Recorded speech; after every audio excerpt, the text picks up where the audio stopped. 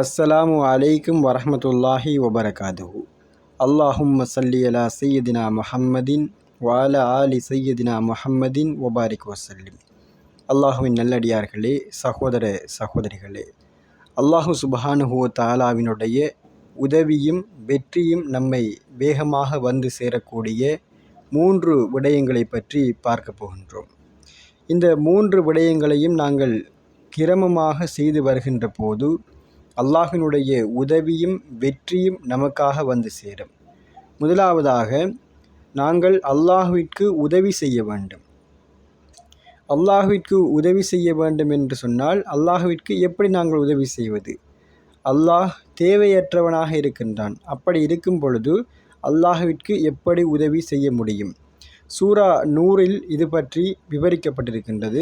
அல்லாஹ்விற்கு செய்யக்கூடிய உதவி என்னவென்று சொன்னால், அல்லாஹ்வினுடைய மார்க்கத்தை சீராக எடுத்துச் செல்வதும், அந்த மார்க்கத்தை சரியாக பின்பற்றுவதும், பிறருக்கு எத்தி வைப்பதனூடாக மார்க்கத்தை விரிவுபடுத்துவதும் அல்லாஹ்விற்கு நாங்கள் செய்ய வேண்டிய உதவியாக இருக்கின்றது.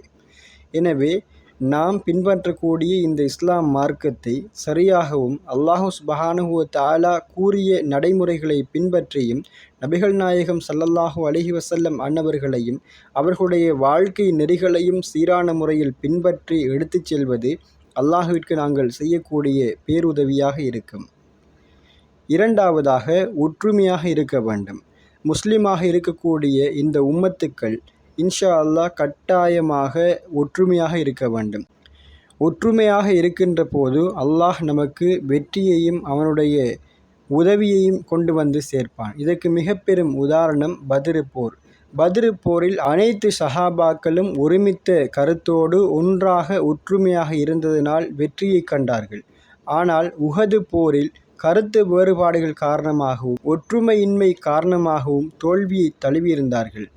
உம்மத்துக்கள் அனைவரும் ஒற்றுமை என்கின்ற ஒரே கயிற்றை பற்றி பிடிக்க வேண்டும் எனவும் இஸ்லாம் வலியுறுத்தியிருக்கிறது. நாங்கள் ஒற்றுமையாக இருக்கும் வரைக்கும் அல்லாஹ்வினுடைய உதவியும் வெற்றியும் எம்மிடத்தில் எப்பொழுதுமே வந்து கொண்டேதான் இருக்கும். அடுத்ததாக, நம்முடைய திறமையை வளர்த்தலும் முயற்சித்தலும்.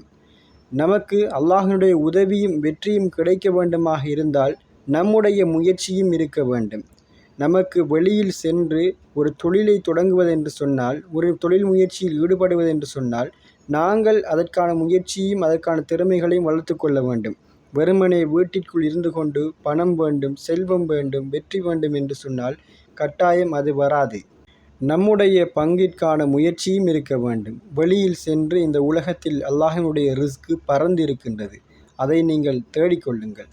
அல்லாஹ் சுப்ஹானஹு வ தஆலா அப்படி முயற்சி செய்பவர்களுக்கு அவனுடைய வெற்றியையும் உதவியையும் கொடுத்து அவர்களுடைய காரியத்தை இலகுவாக்குவான். எனவே மேலே சொல்லப்பட்ட இந்த 3 விடயங்களையும் இன்ஷா அல்லாஹ் சரியாக நடைமுறைப்படுத்தி வந்தால் அல்லாஹ் சுப்ஹானஹு வ தஆலா அவனுடைய வெற்றியையும் அவனுடைய உதவியையும் நமக்காக விரைவில் வழங்கி வைப்பான். அல்லாஹ் சுப்ஹானஹு வ தஆலா நம் அனைவருக்கும் வெற்றியை அளிப்பானாக. அஸ்ஸலாமு அலைக்கும் வரஹ்மத்துல்லாஹி வபரகாதுஹு.